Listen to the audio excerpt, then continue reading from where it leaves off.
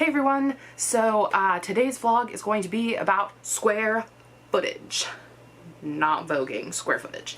So basically, to get you guys a super accurate number, okay, I got out my calculator slash my phone.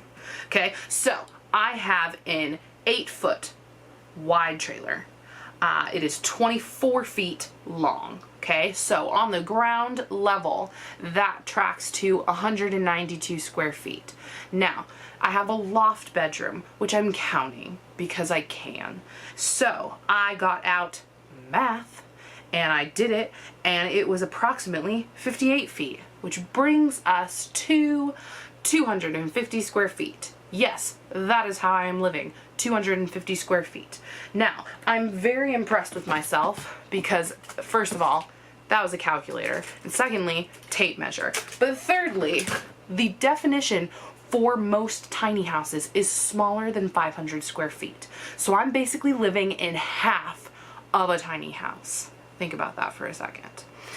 So, as far as the dimensions of the trailer, they are directly proportional to where I knew I was going to be parking. So 8 foot wide is technically, it's street legal, but 8.5 feet would be like the max you could do. So instead of taking that 8.5 feet, I downgraded it just slightly to 8 feet for a very specific reason, because our parking spot is behind a gate, and the gate is about 9 foot 6 inches wide. Yeah. So it had to fit in a 9 foot 6 inch space with clearance to actually like back it up and angle it. So we went with 8 feet, which, if you're doing the math in your head right now, means that there were like 9 inches on each side when we backed this thing in. Like, the smartest decision I ever made was having it delivered by a professional driver, because he backed it in like a pro and I didn't have to worry about it, because I swear I almost passed out when he was backing it in because it looked so tight.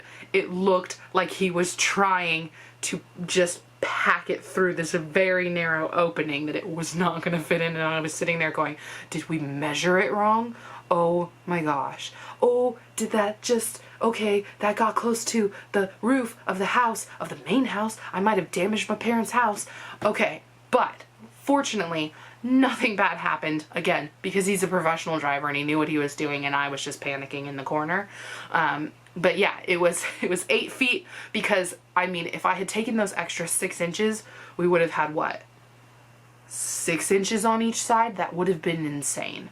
So the 24 foot long was also because of where I was going to be ending up parking it. So the 24 feet long is because when I measured it with a measuring tape repeatedly, because I don't trust myself to measure once, we figured out that about 28 feet would be comfortable before it like started feeling cramped, and before it made it like kind of impossible to walk all the way around it. So the 24 foot long with a 2 foot hitch makes it about 26 feet long. So there's still room for like the trash barrels on the front corner. So yeah, that was basically how we came up with the measurements of what my house had to be, was because in order to fit it in the space that I had available, it had to be very specific dimensions. And so fortunately, Summit Tiny Homes was able to like actually find the right trailer and have it all be right smack dab in the measurements that we needed. So that is the exterior and kind of how it got its measurements. As far as the interior, we have the bathroom, which is below the loft. We have the loft, which is, you know, another, what did we say? 58 square feet. 58 square feet. And then we have the like living room, kitchen area. A lot of people have asked me, like, don't you feel claustrophobic? Don't you feel like you're just in a box? And I would say no, for very specific reasons. I just don't feel cramped in it, and I think it's because it's set up in a very good way. The ceilings are very high in all of the like livable area that you would be in, so you don't ever feel like the ceiling is closing in on you like reverse mansion, haunted mansion style. Instead, there's a lot of like light, and you feel like you have enough room to move. You're never like running into things. Yeah, I mean, even the bathroom, we had it set at a pretty good like ceiling height, because I realized that I'm not going to probably be the tallest person to ever go in my bathroom, and my family is very tall. So instead of making my brother and my dad and all those other people like walk into my bathroom like this, we just like added some square footage up above, some air space, so that no one was hitting their head. As far as the loft bedroom, that's really the only place that anyone probably would feel claustrophobic in my house. And it's probably because of ceiling height. The ceiling is definitely tall enough for me. I can sit up even in bed and have a couple of inches of clearance so that I'm not ever hitting my head. Because people were asking me like, if you have a nightmare and you just like sat straight up, would you hit your head? Or do you have to like be aware of that? Are you gonna get a concussion? No. The biggest hazard would be the antique carriage lamps that I may hit in the middle of the night, but I have those bolted pretty well to the wall, and they lasted 100 years on a rickety carriage, so I'm assuming they can probably take a couple knocks from me. Yeah, so what else? I mean, yeah, really, for what the loft is, it's a place to sleep. It's a bedroom. You're really not going there to like sit and do anything. That's not how I have it set up. So kind of like once you're in the loft, you're in bed. So you are, you know, watching TV or going to sleep. That's it. So, I mean, there's just like, you would not want to do like calisthenics or any sort of activity that would require you to like stand up, because you can't. Yeah, but it's set up to be a bedroom, and it's functional. I mean, for any of us that like grew up with a bunk bed, there's about the same amount of room, I would say. So take that for what you will. For anyone who does get claustrophobic, that would be the key test to do before you're like, I'm going to have a tiny house with a loft bedroom. I would say like sit in it. If you can, even better, stay the night in one, just to see like kind of how you feel in the morning. I also found that the whiteness of the ceiling like reflected light, and so I wasn't able to like sleep in the morning, so I wallpapered it, which a lot of people have said like kind of makes it feel a little bit lower to you. But I mean, again, if I want to sleep in on a Saturday, I need the whiteness to not be blinding me. So I put up a lovely like pink wallpaper. It honestly makes me smile every morning. I like wake up and I look up and it's just pink. So it was totally worth it, even though for a lot of people it like may make the ceiling feel lower to them because it is a color. Yeah, but I mean, there's really like good construction on this house is what makes it feel big and livable. It's set up in such a way that there's not like these tiny narrow spaces. There's a hallway to get to the bathroom, but even the bathroom, like with the door closed, still feels like super huge. You can change your clothes, you can go, you know, all over the place and not feel cramped. I will say as a disclaimer that I do like live alone, so as soon as there gets to be like 2 or 3 people, because I'm showing off my house and giving them a tour, it does like kind of instantly feel cramped because you're trying to figure out how to get around people and not bump into them. But the thing that makes it feel cramped is the people, not necessarily the setup. So take that for what you will. If I would do anything differently, I don't think I would go smaller, because I'm still kind of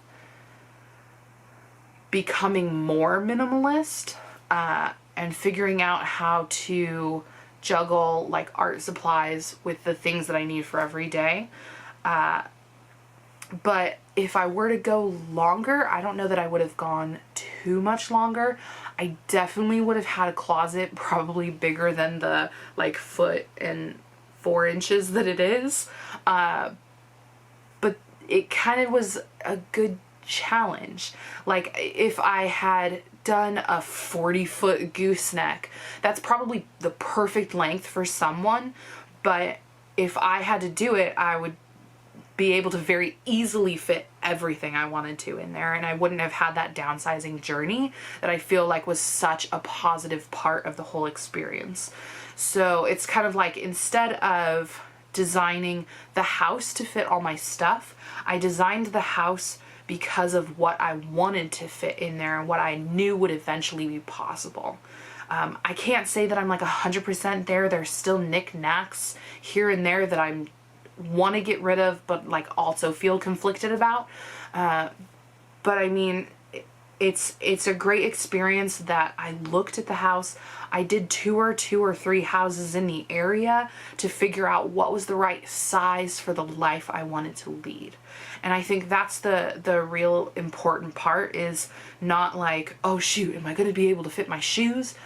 Like, put that to the side for just a second and picture the life that you're going to unleash by having this tiny house, and what does that life look like? Because if you're touring and seeing the world and you're traveling and doing all of these things, then that's going to be a very specific type of tiny house. It's going to be shorter, it's going to be lighter, you're going to have to downsize a ton, but you get all the travel and things that you're looking for. Now, if you're looking for, like, mortgage free, and you have a certain budget, like maybe you go larger and you don't worry about the downsizing as much.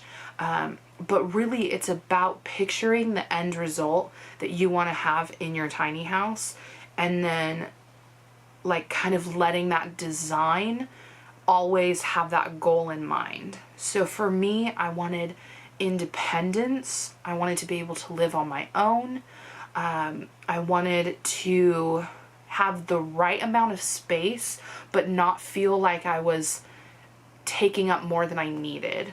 And I wanted to be very conscious about the things that I brought into my life. So my tiny house is the right size for me right now. And when I go shopping, my tiny house actually changes those behaviors, because I have to think, will this fit? Do I have space for it? Where am I going to put it? Do I really want this on display in my house, or do I want this tucked away in a cupboard? If I want it tucked away in a cupboard, do I really even need it if I'm not proud enough to show it off? So there's been a lot of like trickle down effects from having this size tiny house and having those sets of goals in mind when I designed it. I definitely feel like, I mean, even just closet space, there's not a ton. And so I've had to be really deliberate of how can I make clothing feel new again? Is it a new pairing of accessories? Is it a different sweater combination, cardigan thing? And that has really helped me be really like purposeful. Like, I'm not going to have clothes anymore that I'm not really excited to wear, because I have to fit them in the one dresser that I have or the 1.5 foot closet. So yeah, I mean, I hope that was like really informative. I don't know if it was rambling or too long or whatever, but I wanted to give you guys just a really accurate picture that like square footage should not define your life. It really should be that your goals and where you want to end up in life should dictate how you design your house, how much space you take up. Yeah, and I mean, it's been a really like liberating experience to just kind of have this new space that I'm moving into, and that I have to figure out and organize and keep clean, because I really do like a clean house, as it turns out.